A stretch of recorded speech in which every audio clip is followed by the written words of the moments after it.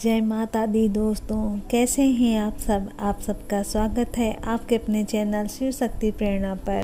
दोस्तों, श्री शिव महापुराण की कथा में अभी तक आपने सुना कि कैसे एक पापी ब्राह्मण गुण निधि को शिवलोक की प्राप्ति होती है।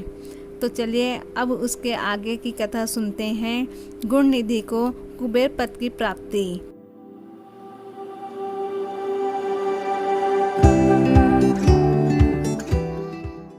तो चलिए सुनते हैं आज की कथा।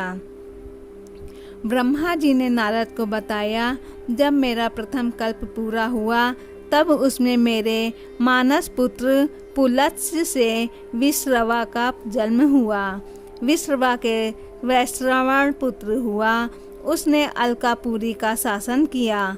उसने उग्र तप करके शिव जी की आराधना की।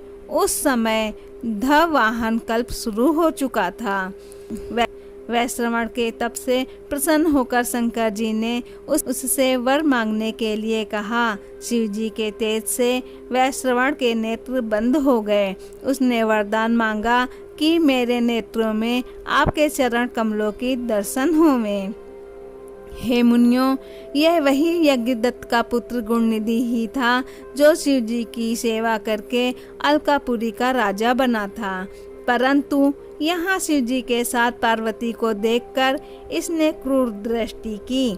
इससे उसका बायां नेत्र फूट गया। शिव जी ने पार्वती से कहा, यह तुम्हारा पुत्र है। यह अब तुम्हें कभी क्रूर दृष्टि से नहीं देखेगा।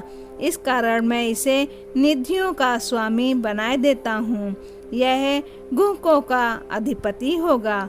इतना कहकर भगवान शिव ने उसे धनपति का पद दिया और उससे पार्वती के चरणों को प्रणाम कराया।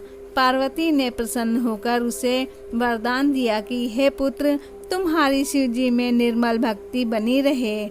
इस प्रकार शिव जी ने उसे वैश्वेश्वर नामक स्थान में कुबेर बनाकर अलकापुरी का स्वामी बना दिया और स्वयं उसके पास में ही कैलाश को अपने रहने का स्थान बनाया।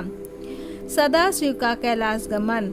ब्रह्मा जी नारद से बोले, अब यह आख्यान सुनो कि जिस प्रकार कुबेर कैलाश पर तपस्या करने आया था तथा उसके तपोबल के कारण भगवान शिव वहां पहुँचे थे। कुबेर के तप से रुद्र वहां पहुँचे और जोर जोर से अपना डमरू बजाने लगे, जिसकी ध्वनि त्रिलोक में पहुँचने लगी।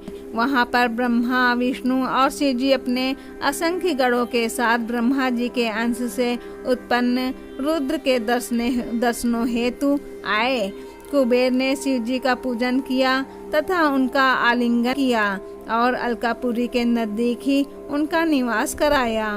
वहां पर शिव जी की आज्ञा से विश्वकर्मा ने अनेक भवन बनाए। शिव जी सिंहासन पर आरूढ़ हुए तथा ब्रह्मा, विष्णु और देवताओं ने उनकी स्तुति की। शिव जी ने सबकी मनोकामनाएं पूर्ण की। सभी प्रसन्नता पूर्वक अपने अपने निवास स्थान को प्रस्थान कर गए। दोस्तों, आज से द्वितीय खंड समाप्त होता है।